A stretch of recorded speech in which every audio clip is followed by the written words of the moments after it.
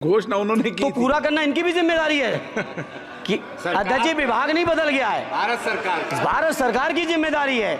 आज जो ये मंत्री जी घोषणा करेंगे अगले मंत्री की जिम्मेदारी बनेगी।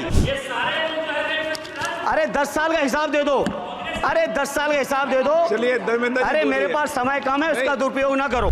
धन्यवाद अध्यक्ष जी। हालांकि हमारी पार्टी का समय नहीं था, बावजूद इसके आपने समय दिया रेल बजट में बोलने के लिए, उसके लिए मैं आपका बहुत हृदय से धन्यवाद। अध्यक्ष जी, बहुत सारे साथियों ने बड़ी जिम्मेदारी की बात कही, जनरल बोगी बढ़ाने से लेके सफाई से लेके उन सभी चीज़ों के साथ अपने को जोड़ते हुए, क्योंकि अध्यक्ष जी मैं आजमगढ़ संसदीय क्षेत्र से निर्वाचित होकर आया हूँ। आजमगढ़ संसदीय क्षेत्र अपने आप में बहुत ऐतिहासिक क्षेत्र है। अल्लामा शिबली नुमानी, कैफ़ी आज़मी, अयोध्या प्रसाद हरियोत से लेके तमाम जो हमारे एक से एक महान लोगों की ये सरजमी रही है। अध्यक्ष जी, आजमगढ़ क्षेत्र अलग अलग विविधताओं से भरा हुआ है।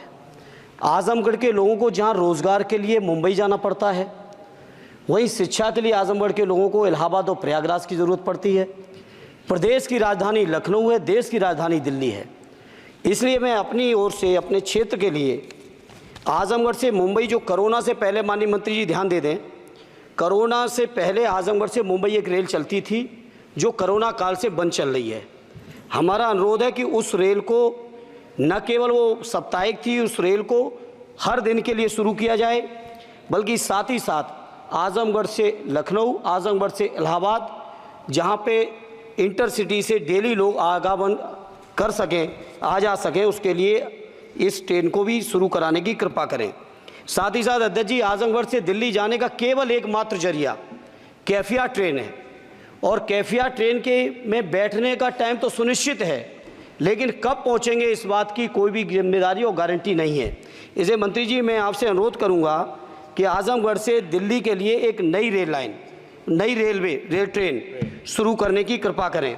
मैंने जनरल बजट की चर्चा में भी जिक्र किया था, आजमगढ़ से बनारस से बायां आजमगढ़ गोरखपुर तक नई रेल लाइन का बड़ा प्रचार किया गया। अध्यक्ष जी, हमसे पूर्व सांसद ने बहुत प्रचार किया कि हमने सैंक्शन करा दिया है, लेकिन उस पर अभी एक भी रुपए की बजट न स्वीकृत है, न उस योजना का स्वीकृत है। सर्वे ज़रूर हुआ है, डीपीआर ज़रूर बनी है, लेकिन उसकी स्वीकृति मंत्री जी और फंड अभी बाकी है।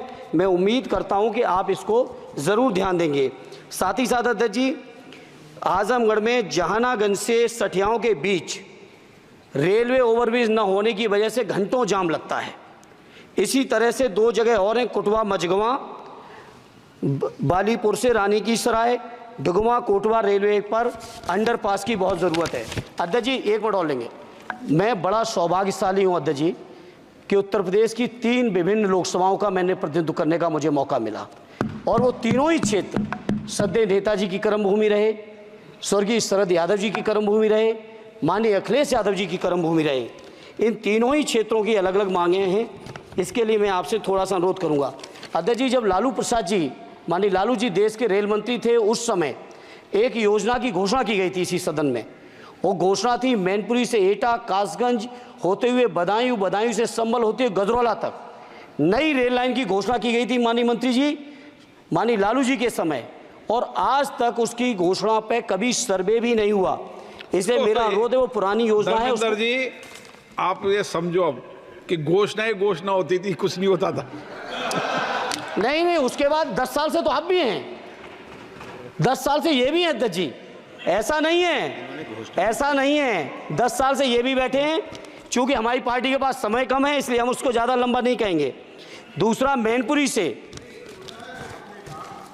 घोषणा नहीं की थी, घोषणा उन्होंने की तो पूरा करना इनकी भी जिम्मेदारी है कि अध्यक्ष जी विभाग नहीं बदल गया है, भारत सरकार की जिम्मेदारी है।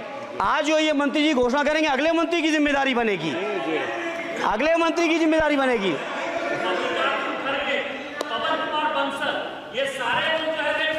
अरे 10 साल का हिसाब दे दो, अरे 10 साल का हिसाब दे दो। चलिए धर्मेंद्र, अरे मेरे पास समय कम है, उसका दुरुपयोग ना करो। धर्मेंद्र जी बोलिए। अध्यक्ष जी, मैनपुरी से दिल्ली के लिए, मैनपुरी से लखनऊ के लिए, बदायूं से लखनऊ के लिए, बदायूं से दिल्ली के लिए, इन रेल लाइनों की सख्त, रेलवे ट्रेनों की सख्त ज़रूरत है।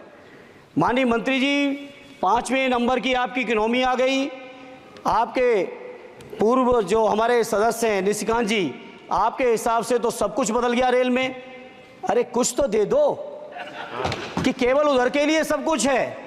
बिल्कुल सही, केवल सब कुछ उधर के लिए है तो सबका साथ सबका विकास का नारा बंद करो।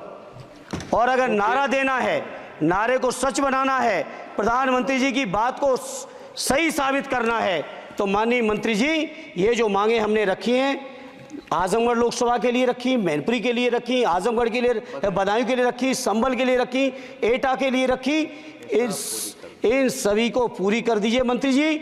और नहीं कर सकते हैं तो कम से कम इस सदन के अंदर तो सबका साथ सबका विकास नारा देना बंद ही कर दो। और नारा जिस दिन देना बंद कर दोगे और ये कह दोगे कि आप विपक्ष में आपका नहीं करेंगे, उस दिन हम अपने क्षेत्र के लोगों को संतुष्ट भी कर लेंगे।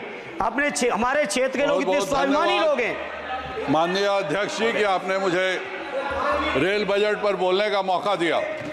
मैं माननीय प्रधानमंत्री जी और माननीय रेल मंत्री जी को बहुत बहुत लाइट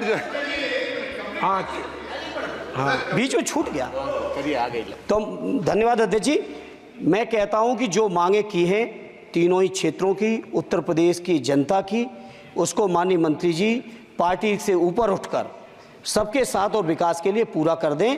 आपकी बहुत बहुत मेहरबानी होगी। नहीं तो ये नारा बंद करो। बहुत बहुत धन्यवाद।